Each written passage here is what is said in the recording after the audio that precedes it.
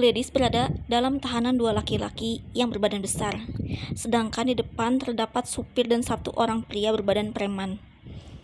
Di dalam mobil itu, Gladys dibekap dan tangannya diikat. Namun bekapan mulut itu terbuka dan Gladys berteriak, "Kalian siapa? Dan mau dibawa kemana saya?" teriak Gladys. "Kamu adalah mangsa untuk bos kami, jadi diam dan jangan banyak berteriak," ucap seorang laki-laki berbadan preman itu. Gladys dipukulnya hingga pingsan dan tak sadarkan diri. Mobil itu melaju kencang hingga saat itu Gladys mulai terbangun. Tubuhnya berada di dalam kamar yang rapi berbalut warna putih. Dia melihat sekitar dan memandang kaca. Terlihat pemandangan air laut. Dia kini berada di dalam luxury speedboat. "Indah sekali. Apa ini ide Alfredo? Atau untuk melamarku?" batin Gladys. Gladys tersenyum malu dan tak menyangka Alfredo melakukan hal seromantis ini sebanyak 2 kali dan rela membohongi anak kandungnya demi cintanya pada Gladys. "Tuan Alfredo, kau memang juaranya," ucap Gladys sambil memeluk dirinya sendiri. Tiba-tiba Ramos masuk ke kamar itu, dan hal itu membuat hayalan Gladys buyar. Gladys terkejut melihat sosok Ramos yang sangat dia takuti. "Hai sayang, akhirnya sampai juga," ucap Ramos. "Kamu sedang apa di sini?"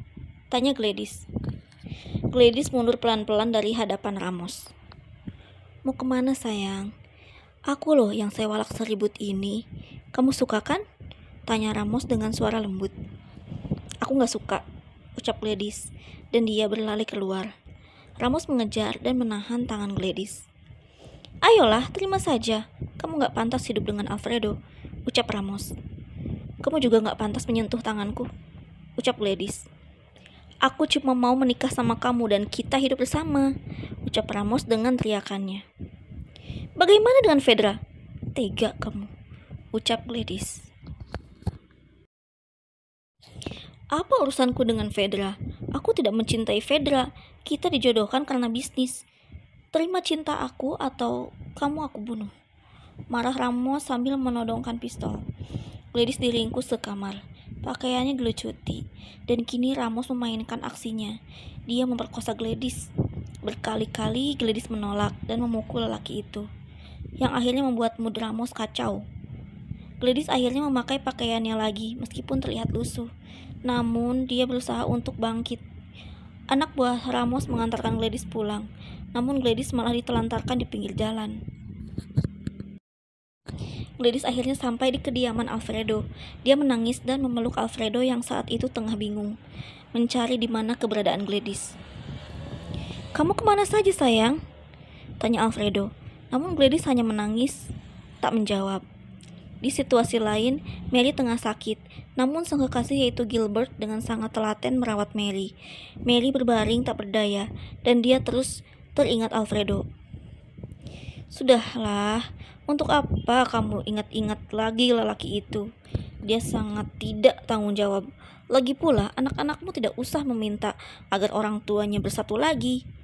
Percuma kalau hanya sebelah pihak yang merasakan cinta," gerutu Gilbert. "Sudahlah Gilbert, jangan marah. Aku tahu apa yang harus aku lakukan ke depannya. Aku mementingkan perasaan anak-anakku," ucap Mary dengan lemah. "Tapi kamu tidak mementingkan hidupmu sendiri. Ibu macam apa kamu?" marah Gilbert. "Sudahlah Gilbert, kita itu terpaut usia yang sangat jauh. Aku gak pantas hidup sama kamu," ucap Mary sambil menangis. "Cinta itu gak harus pandang usia. Aku cinta sama kamu, tulus tanpa melihat statusmu, dan tanpa memandang apapun. Anak-anakmu harus tahu kondisi kamu yang sebenarnya," ucap Gilbert. "Jangan kasih tahu mereka. Kasihan, mereka sedang liburan," ucap Mary sambil menahan tangan Gilbert. Gladys sudah rapi. Dia duduk di meja rias dan turun ke ruang tamu sambil menemani Alfredo yang tengah sibuk dengan laptopnya. Gladys duduk. Dia masih tertunduk. "Kamu kenapa sayang?" Ada yang dirasa sakit? Tanya Alfredo sambil mengelus rambut Gladys. Gladys menggeleng kepala dengan raut wajah sedih. Kalau gitu, buka bajumu dan berbalinglah. Aku akan memijat seluruh tubuhmu, biar kamu segera baikan, ucap Alfredo. Gladys membuka semua pakaian. Alfredo mengusap dan memijat seluruh tubuh Gladys hingga gadis muda itu rileks. Alfredo menyentuh beberapa bagian tubuh yang begitu halus.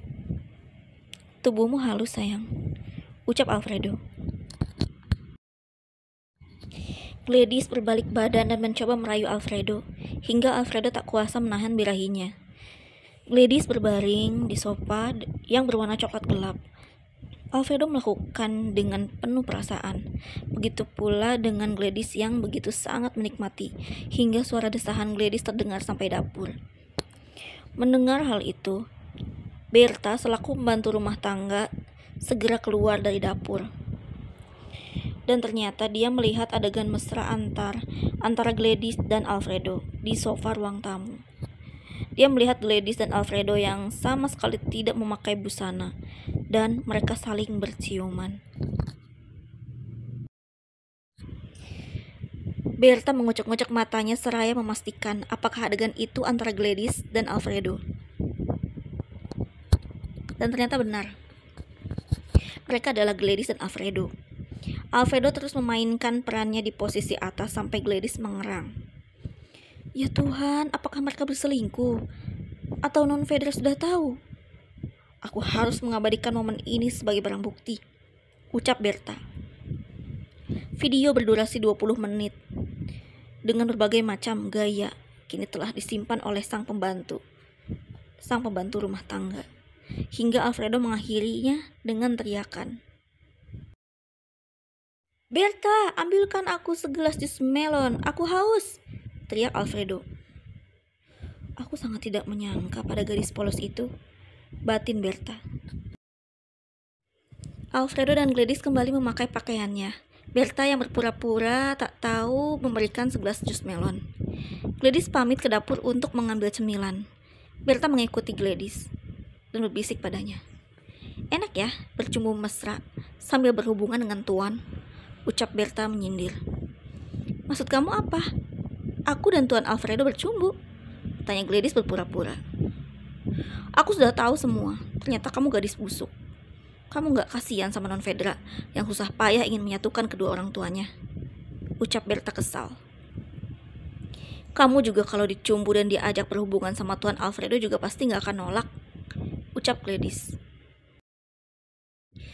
Jangan kurang ajar ya, aku sudah 20 tahun tinggal dan bekerja di sini, tapi tidak sedikit pun pikiranku sebejat kamu, ucap Berta. Oh ya? Kamu yakin? Kayaknya emang kamu bukan selera Tuan Alfredo. Kamu cukup dijadikan pembantu saja, Berta. Jangan berharap macam-macam, apalagi kalau kamu mengadukan hal ini pada Fedra, ucap Gladys. Aku gak takut, ucap Berta. Aku bisa saja mengajukan semuanya ke Tuan Alfredo. Kamu dan karirmu di sini akan hancur. Dan Fedra, aku pastikan gak akan percaya perkataan kamu lagi meskipun kamu sudah bekerja pada mereka selama 20 tahun. Ancam Gladys. Berta menggelengkan kepalanya dan tak habis pikir dengan sikap Gladys. Gladys pergi meninggalkan dapur. Anak itu memang agak bahaya, batin Berta. Fedra tiba di tanah air dan tidak menghabiskan waktu liburannya. Hai anakku, ini kan masuk hari ke-5. Kenapa cepat sekali? Sapa Alfredo pada Fedra dan Berto.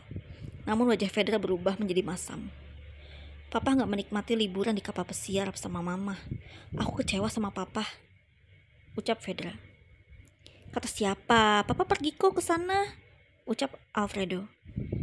Tapi gak sama mama kan? Mama sakit pah gara-gara dia kurang tidur nungguin papa. Tapi papa malah berlibur sama wanita lain.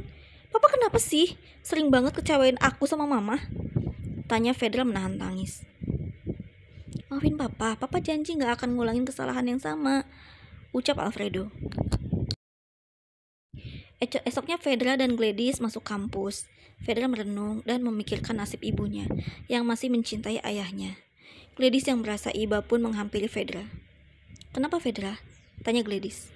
Aku mau kita cek ke kantor kapal pesiar yang aku pesan. Aku mau bertanya sama resepsionisnya, ucap Fedra. Gladys terkejut. Dia takut rahasianya terbongkar. Duh, jangan sekarang ya, nanti lagi saja, ucap Gladys. Gak ah, harus sekarang, ucap Fedra dan menarik tangan Gladys. Sesampainya di sana, Fedra menemui seorang resepsionis yang pada tanggal dan jam saat ayahnya check-in bertugas. Anda Santiago? Tanya Fedra. Iya betul, ucap resepsionis itu. Gladys berdiri di belakang Fedra sambil tertunduk. Anda tahu Tuan Alfredo check-in dengan siapa? Tanya Fedra.